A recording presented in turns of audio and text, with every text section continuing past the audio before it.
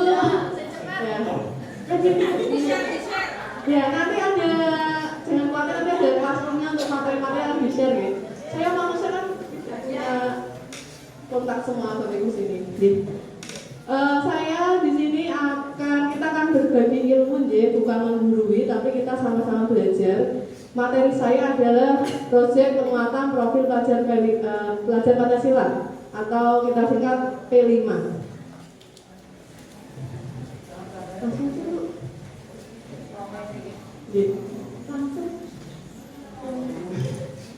Tidak usah perkenalan ya, kayak sudah Bapak Ibu kenal sama saya. Saya Fisika Kristianti, guru dari SDLP 01 kelas 5A. Nah, kita akan belajar yang pertama mengenai pengembangan proyek penguatan profil pelajar Pancasila. Mau nggak lanjut? Langsung saja. Ya, langsung aja. Takutnya nanti jenengan nggak bisa akal.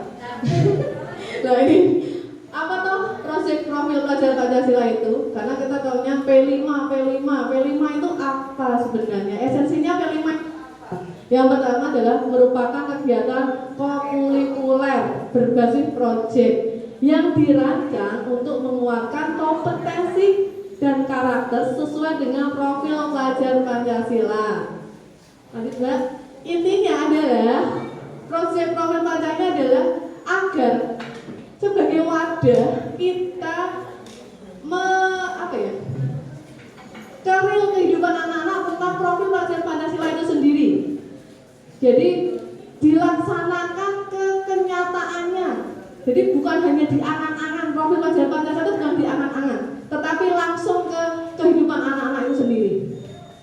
Kemudian dilakukan secara fleksibel dari semua kegiatan, waktu dan pelaksanaannya. Ini dirancang terpisah dari intrakurikuler, ya, bukan masuk dalam jam pelajaran, ya Bapak Ibu.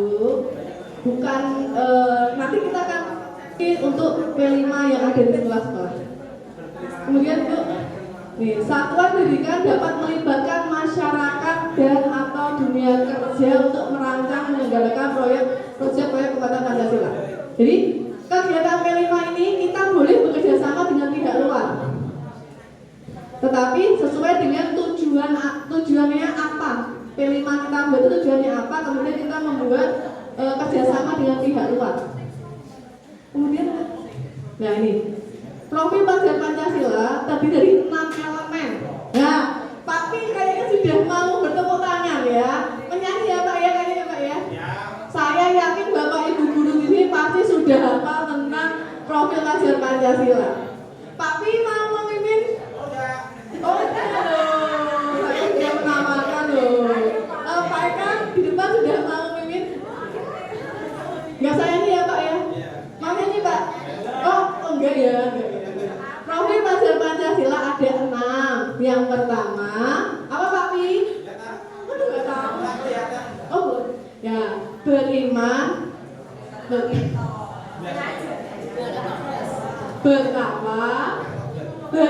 bertakwa kepada Tuhan Yang Maha Esa dan berakhlak mulia. Ini saya malah belum. Yang kedua, berkebinekaan global. Yang ketiga, gotong royong. Yang keempat, kreatif. Yang kelima, bernalar kritis. Yang keenam, mandiri. Bisa dinyanyikan? Mau menyanyi nggak? Bapak kayaknya nih sudah terbiasa menyanyi. Bisa?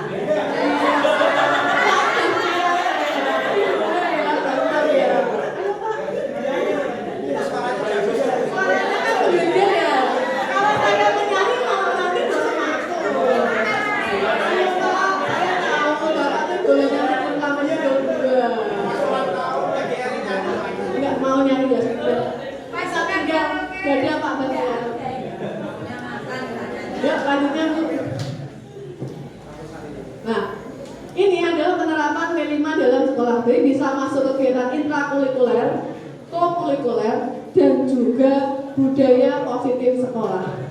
Jadi 6 elemen tadi itu bisa masuk ke dalam kegiatan intrakurikuler. Jadi di dalam pembelajaran, kemudian di ekstrakurikulernya dan budaya positif sekolah.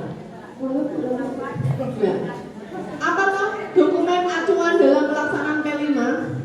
Yang pertama adalah profil pelajar Pancasila. Ini buku yang pertama, isinya adalah dimensi, elemen, sub-elemen, dan target dalam P5. Nanti saya berikan link ya Bu untuk referensinya ini. Ya. Yang kedua adalah buku proyek penguatan profil pelajar Pancasila itu sendiri. Yang ketiga adalah keputusan Menteri nomor 262 tahun 2022. Lanjut. Nah ini prinsip pengembangan proyek yang pertama holistik, berarti menyeluruh, bukan hanya sebagian. Kemudian eksploratif, mengeksplor anak itu sendiri, bukan hanya khayalan ya berarti. Kemudian berpusat pada murid. Dan terakhir adalah konseptual pada kehidupan yang nyata. Seperti itu. Selanjutnya, ya. Alur perencanaan proyek. Ya. Langsung saja ya. Intinya P5 itu kita melakukan P5 harus memiliki namanya modul P5. Apakah Bapak Ibu sudah memiliki modul P5? Apakah sekolah Bapak Ibu sudah membuat modul P5? Apakah kegiatan P5 Bapak Ibu sesuai dengan alur ini? Belum tahu. Ya, nanti kita akan tanya jawab mengenai P5. Kita langsung aja ya. Alurnya membentuk fasilitator tadi ya. Tim P5. Siapa sih tim P5 itu? Kalau di sekolah kami, tim P5 adalah satu, guru kelas itu sendiri. Misalkan kalau kita kan ini sudah kurikulum merdeka kelas 1, 2, 4, dan 5. Kemudian selanjutnya adalah guru mapel. Guru mapel dilibatkan dalam proyek P5. Jadi bukan hanya P5 itu bukan hanya kerjaannya guru kelas saja, tetapi semua yang mengajar di kelas itu masuk dalam kegiatan itu. Kemudian mengidentifikasi tingkat kesiapan satuan pendidikan. Identifikasi dulu sekolah kita. Kita butuhnya mau apa ya? P5-nya apa ya? Penentuan tema, dimensi, elemen, subelemen juga ditentukan dari satu lingkungan sekolah, dua kesiapan sekolah, kebutuhan sekolah, dan karakteristik anak itu sendiri. Jadi jangan asal pilih tema ya. Temanya sehat dan bugar, padahal kondisinya tidak meyakinkan untuk masuk tema itu. Jadi jangan asal pilih, harus kita tentukan dulu. Kemudian merancang dimensi tema tadi, kemudian menyusun modulnya. Yang kelima, merancang strategi pelaporan hasil proyek. Nah ini tema-tema dalam P5 ada 8. Ada kearifan lokal, ada rekayasa dan teknologi, kewirausahaan, Bhinneka Tunggal Ika, gaya hidup berkelanjutan, bangun jiwa dan raganya. Itu biasanya nanti senam-senam ya, kayak olahraga mungkin besok mau ini ya. Kemudian suara demokrasi dan kebekerjaan. Nah, kita ambil tema ini Bapak Ibu. Nanti yuk lanjutnya Bu, nanti ada lagi. Nah ini dalam 1 tahun pembelajaran untuk proyek P5 untuk SD 2 sampai dengan 3 proyek.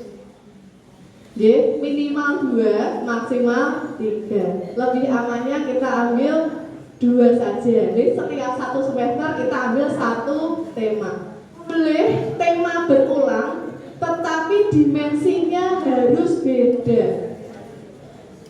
Dimensi yang mana? Nanti kita akan belajar dimensi P5 seperti apa. Lanjut. Nah ini alokasi waktu ya. Untuk SD 224 JP. Pada kenyataannya saya yakin mungkin kita P5 itu disingkirkan ya. Hanya sisa-sisa jam saja kita berikan P5. Padahal P5 itu harus ada jam tersendiri. Ketika dihitung terbentuk 1 minggu itu P5 7 JP Bapak Ibu. Sudah ditentukan hitung-hitungannya.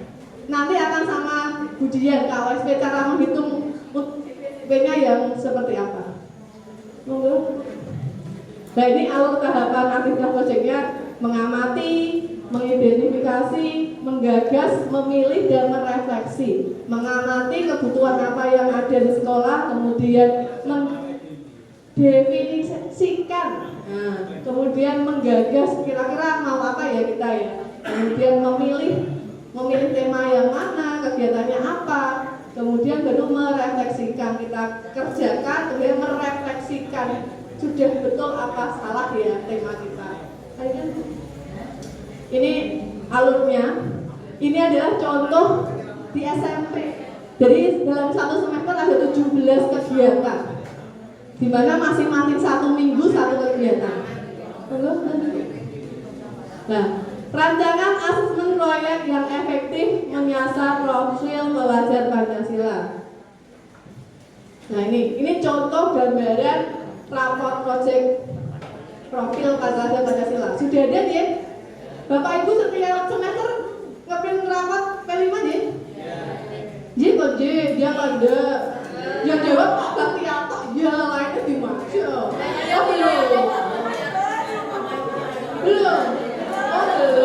belum Ibu Agia belum ya. Sebenarnya di rapor itu kan ada rapor P5 proyek penguatan profil pelajar Pancasila. Nah itu nanti kita isi Bapak Ibu temanya apa, kemudian deskripsinya apa, kemudian tujuan pembelajarannya apa. Nanti isinya itu ada sudah berkembang, belum berkembang, sudah berkembang, sudah harapan berkembang, dan selanjutnya sangat amat berkembang. Nah seperti itu. Nih, mengoptimalkan asesmennya, keselarasan tujuan. Ini asesmen itu berarti P5 itu juga dinilai ya hanya praktek-praktek saja, sudah seperti itu, tidak seperti itu. Oke Bu, lanjut aja Bu. Nah ini memastikan ada keselarasan tujuan aktivitas. Tadi menentukan tujuan, kita memilih tema P5 itu tujuannya apa. Misalkan sekolah kami tema semester 1 adalah gaya hidup berkelanjutan. Tujuannya apa? Kami berharap agar siswa-siswi kami dapat memilah sampah dan mengerti bahayanya sampah itu seperti apa. Itu tujuannya. Kemudian merancang asesmennya. Kami bersama tim merancang asesmen apa yang harus dikerjakan anak biar kita tuh tahu kalau anak ini sudah berkembang atau belum berkembang. Kemudian baru mengembangkan aktivitasnya. Nah, ini jenis asesmennya. Ada asesmen awal, asesmen formatif, dan asesmen sumatif. Asesmen awal dilaksanakan di awal pembelajaran P5. Boleh bebas. Kemarin kalau sekolah kami fase A itu gambar ya Bu. Guru fase A kemarin buat gambar ya. Saya mengidentikan gambar. Kemudian untuk fase B dan C adalah membuat teka-teki silang tentang. Nah, formatif ini berjalannya kegiatan itu pasti ada rubrik. Kemudian sumatif nanti di akhir kita melihat anak-anak sudah sesuai dengan keinginan kita apa belum, seperti itu. Nah ini menekankan pelaksanaan asesmen berbasis kinerja. P5 itu bisa berupa kinerja atau berupa karakter anak. Tidak harus bukti nyata, pakarya, tarian, tetapi bisa juga karakter anak. Anaknya berani presentasi, itu juga termasuk P5. Mempresentasikan temanya dengan apa? Dipresentasikan, membuat poster. Nah, atau juga anak itu sudah bisa mandiri, dia kewirausahaan sudah bisa buat makanannya sendiri kemudian dijual, itu juga termasuk P5. Nah ini bentuk asesmennya bisa berupa rubrik, bisa berupa checklist, bisa catatan anekdotal, grafik perkembangan. Nah, ini rubrik ada dimensinya. Dimensi bencana teknis itu ada mulai berkembang. Anak ini mulai berkembang, kriterianya apa? Seperti ini. Sudah berkembang sesuai harapan dan sangat berkembang. Kalau kita biasanya kan D, C, B, A. Kalau nilainya bagus A ya biasanya ya. Tetapi di Kurmer tidak ada nilai ya. Ya, tidak ada nilai bulan 9, 6, 7, 9 nggak ada. Hanya sudah berkembang, sudah berkembang habis SBH dan Nah ini contoh checklist seperti ini.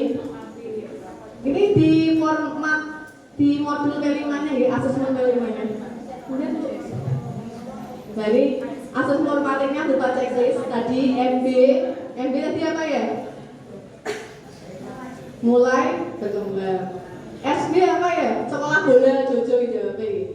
SB adalah sudah berkembang. BSH kayak betul. Berkembang suka hati, baik-baik. SAB apa nih? Sangat amat berkembang. Berarti anak ini benar-benar sudah kayak bagus 100 semua. Seperti Pak Eka ini ya, sangat amat berkembang ya. Enggak Pak? Oh iya, enggak saya enggak beli Pak. Nah ini contoh rekap nilai akhir projectnya seperti ini. Jadi per anak nilainya apa? Nah, ini juga sama rekap nilai akhir project untuk bisa dijadikan di rapot P5. Untuk lanjut. Nah, yang ketiga kita banyak ini adalah optimalisasi kegiatan proyek yang berdampak pada murid. Nah ini, yang pertama mengoptimalkan guru menjadi sebagai fasilitator. Kemudian kesempatan kepada murid untuk memilih voice and choice. Kemudian keterlibatan pihak luar dari sekolah sebagai sumber belajar. Ya. Nah ini, guru sebagai fasilitator. Nah ingat, guru itu sebagai fasilitator. Kita tidak memberikan anak langsung mentahan. Ini loh dikerjakan. Masih saya yakin Bapak Ibu bisa mengartikan guru sebagai fasilitator. Hanya memfasilitasi. Jadi bukan langsung menjalan ya filosofinya ini ahli filosofi, saya filosofi kopi ya ini ya. Kemudian nih kesempatan untuk memilih voice and choice, artinya kegiatan L5 itu kita bisa berikan kesempatan murid kita untuk kegiatan apa toh yang akan kita pilih. Misalkan kemarin ya tempat saya loh ya, untuk tema sekolah juga kemarin adalah kearifan lokal. Dimensinya adalah kreatif. Jadi anak juga kesempatan kira-kira mereka mau buat apa. Ternyata kelas saya ini membuat batik Bu. Batik. Boleh kita menolak? Jaminan itu tidak boleh. Karena ini siswa itu bisa memilih voice and choice, memilih suara dan bisa memilih. Dia bisa berikan saran, tapi dia juga memilih juga. Kemudian kita tawarkan lagi, kita mau buat makanan, mau apa kira-kira ya? Karena kearifan lokal, karena kita ambil adalah singkong. Kita tawarkan ke anak-anak mau bikin apa dari singkong itu. Ternyata didapatkan anak-anak memilih satu getuk ketek, ya getuk ketek sama getuk ketek dan apa namanya? Bukan Pak, getuk lagi. Gobet ya, udah di gobet. Ya, jadi anak-anak memilih bikin getuk ketek dan bikin gobet. Itu adalah pilihan anak-anak. Kemudian tambah lagi, Bu, bikin telur asin. Iya, kita fasilitasi tadi guru sebagai fasilitator. Kita fasilitasi anak-anak membuat telur asin seperti itu. Enggak? Lanjut aja. Nah ini mengoptimalkan perlibatan pihak luar sebagai sumber belajar. Nah kita bisa memanfaatkan studi dan dunia kerja dan dunia pendidikan ya di sekitar sekolah kita. Contohnya adalah tempat kami, karena tempat kami kemarin mengambil dari bukan sekolah sampah, maka kami bekerjasama dengan pihak kelurahan. Maka untuk kami kelas 1 dan kelas 4 tahun kemarin kita ajak ke TPS.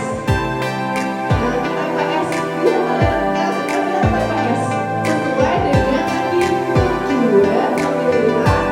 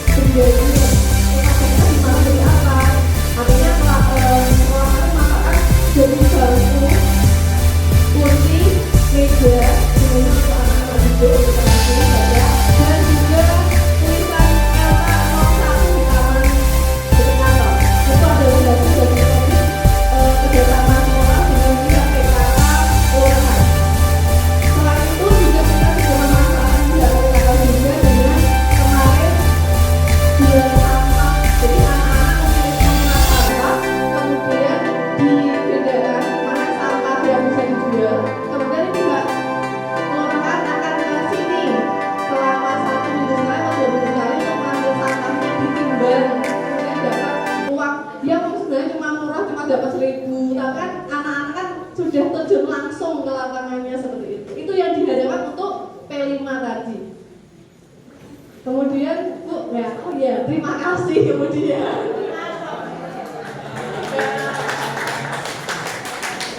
Ada yang mau ditanyakan dulu?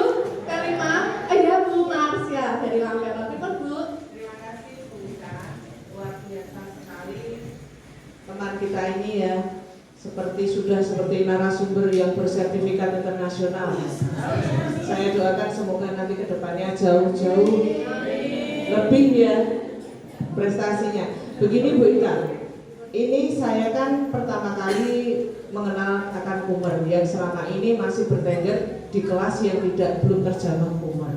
Dan kebetulan di sekolah kami itu ada, karena satu rombel ada 4 kelas. Tadi Bu Ika mengatakan bahwa tema satu sekolah harus sama. Nah, kalau tema satu sekolah harus sama, untuk dimensinya kita juga apakah harus sama? Dan juga dengan elemennya. Itu yang pertama. Yang kedua, tadi di dalam pelaksanaan kegiatan P5 itu kita bisa melibatkan dari pihak luar. Sejauh mana pihak luar itu ikut berperan di dalam kegiatan tersebut, persentasenya sebesar apa, dan apakah memang harus ada keterlibatan dari pihak luar, apakah tidak cukup dari sekolah saja atau bagaimana beda? Jadi cukup 2 saja dulu Bunda. Terima kasih. Terima kasih Bu Marsya. Kalau saya nggak jawab dulu ya, biar tidak saya lupa. Yang pertama tadi, untuk satu sekolah itu satu tema. Jadi bukan per kelas masing-masing. Karena banyak kemarin teman-teman saya yang menanyakan, Bu, temanya apa ya Bu ya? Kelas ini, kelas 1 temanya ini, kelas 2 temanya apa loh? Saya malah bingung. Kelas 1 temanya kearifan lokal, tema 2-nya mau ngambil gaya berkelanjutan. Loh, di P5 itu, Bapak Ibu, dari yang saya dapatkan loh ya, ini yang dari saya dapatkan. Nanti kalau kurang, ini ada Pak War yang bisa menambahi. Oke Pak War? Oh bukan, enggak kan. Ya Pak? Bapak pernah masuk. Nah, dalam satu sekolahan itu satu tema sama ya Bapak Ibu, bukan per kelas. Jadi satu tema itu dilaksanakan untuk satu sekolah. Sekali lagi, satu tema satu sekolah. Dimensinya tadi disesuaikan dengan fasenya. Fase, kan sekarang kita ada 3 fase, fase A, B, dan C. Dimensi dan elemennya diambil per fase masing-masing. Minimal ada 3 dimensi. Dimensinya nanti di buku dibaca saya nggak juga hafal. Ada benaran kritis, kemudian yang beriman kepada Tuhan Yang Maha Esa, ada 5, ini ada 5 dimensi. Masing-masing 5 dimensi ada sub elemennya masing-masing, seperti itu. Jadi misalkan temannya Bu Marsya fase A itu kan kelas 2. Nah, temanya sama tuh satu sekolahan. Seperti kami itu tema semester 1 tahun ini adalah gaya hidup berkelanjutan. Dimensinya yang diambil itu untuk kelas 1 beriman dan bertakwa pada Tuhan Yang Maha Esa, yang satunya apa gitu. Kemudian yang kelas tinggi itu ada kreatif, bernalar kritis, dan beriman dan bertakwa pada manusia. Itu pada Tuhan Yang Maha Esa. Itu selalu ada ya, beriman dan bertakwa pada Tuhan Yang Maha Esa itu ada. Jadi kemudian kegiatannya, nah ini yang membedakan antar fase adalah kegiatannya. Contohnya, kelas kami kan kalau ini kan belum selesai ya, kegiatan belum. Untuk yang kemarin, gaya hidup berkelanjutan. Yang kelas tinggi mengolah sampah plastik. Yang kelas rendah, nggak mungkin kan anak kelas 1 harus bikin benda dari plastik, sampah plastik. Maka kelas 1 adalah kemarin membuat figura dari sampah, seperti itu. Jadi kita sesuaikan dengan tingkat kecerdasan per masing-masing fase. Jadi jangan langsung ditebas mentah semua bikin ini semua, bukan. Dan tadi murid itu Tadi voice and choice. Jadi kita juga melibatkan murid untuk kegiatannya mau apa, seperti itu. Seperti Bu Masya. Oke, ada mau tanya lagi? Yang kedua ya. Nah, pertanyaan yang kedua, apakah pihak luar harus dilibatkan? Tidak harus Bapak Ibu. Kalau selama kegiatan P5 sudah bisa tercover oleh warga sekolah itu sendiri, ya tidak apa-apa. Tapi kalau ada pihak luar yang sekiranya kok masih bisa kita minta tolong ya kenapa tidak? Iya kan? Ya. Kenapa tidak kita memanfaatkan pihak luar bila pihak luar itu memberikan kesempatan kepada kita untuk saling membantu. Karena kemarin kan kita dengan pihak kelurahan itu kan saling membantu di bidang ya. Pihak kelurahan harus mensosialisasikan seperti ini, kita juga mendapat juga ya sama, pintu terbuka lebar seperti itu. Jadi diusahakan kita melibatkan pihak luar. Tetapi kalau selama intern sekolah masih bisa, ya ditangani sendiri tidak apa-apa. Seperti itu Bu Marsha. Ada yang mau ditanyakan lagi?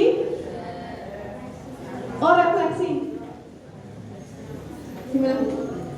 Oh gitu, oh ya. Seperti itu ya. Yang miskonsepsinya satu, tadi saya titik berat ya, miskonsepsi satu ya. Temanya persekolah itu satu tema ya Bapak Ibu. Jangan sampai terulang lagi. Tiap kelas temanya berbeda. Kedua, kalau bisa P5 harus ada modul ajar, tidak asalnya. Kegiatan P5 kalau dibuat apa asal itu tidak boleh. Yang ketiga ada evaluasi tadi asesmennya. Kemudian yang keempat gelar karya. Nah, gelar karya tidak usah pesta pora-pora. Karena P5 adalah tadi karakter anak. Gelar karya sesuai apa yang kita temakan tadi, hasilnya apa. Bukan pesta pora-pora seperti yang kemarin. Jadi, seperti itu aja. Terima kasih. Akhir kata, wassalamualaikum warahmatullahi wabarakatuh.